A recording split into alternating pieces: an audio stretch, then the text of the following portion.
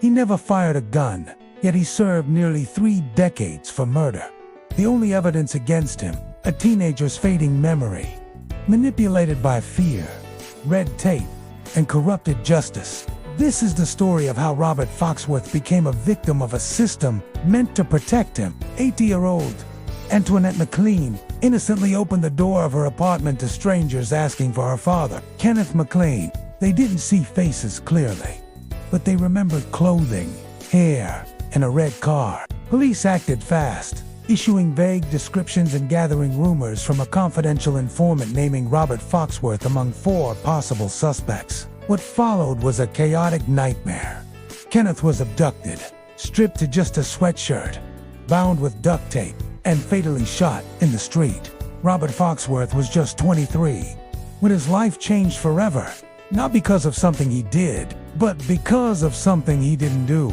It was the evening of May 23, 1991, in Roxbury.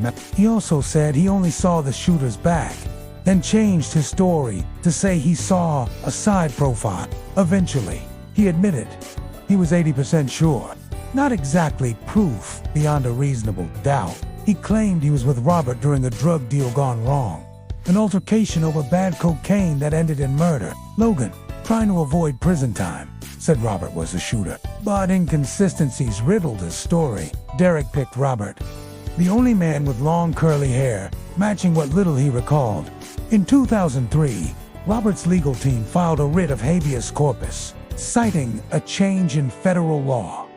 Redacted statements like Logan's violated the Sixth Amendment right to confront one's accuser. Robert was freed temporarily in 2008, only to be forced back into prison in 2010.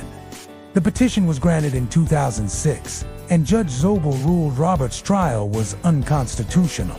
Derek admitted he was pressured and threatened into picking Robert, with possible involvement from Troy Logan. But this critical evidence was never shared with Robert's defense. But the identification was weak. By June 28th, police showed Derek a second array, and once again, Robert was the only repeat face. That's who he picked. In January 2021, his conviction was officially dismissed. Later that year, Robert received $1 million in state compensation and joined the Innocence Project's Exonary network. When Logan refused to testify, the court replaced Robert's name in Logan's police statement with Mr. X, a legally questionable move that silenced Robert's ability to challenge the accusation. Witnesses to 15-year-old boys, Derek Hobson and Anthony McAfee, saw the crime unfold. On June 17th, Detective Gompert showed Derek a photo lineup. On July 11th, Robert was arrested and charged with first-degree murder. Another man, Troy Logan, was arrested in September. As the trial neared, the prosecution chose to try all 3 men together: Robert, Troy, and another suspect, Ronnie Christian. At trial, Derek admitted Robert was the only one with long hair in the lineup. Despite multiple alibi witnesses, Robert was convicted of second-degree murder and sentenced to life in prison on March 31st. 1992, Troy Logan acquitted. Ronnie Christian, not guilty. Only Robert, the man who wasn't even at the scene, remained behind bars.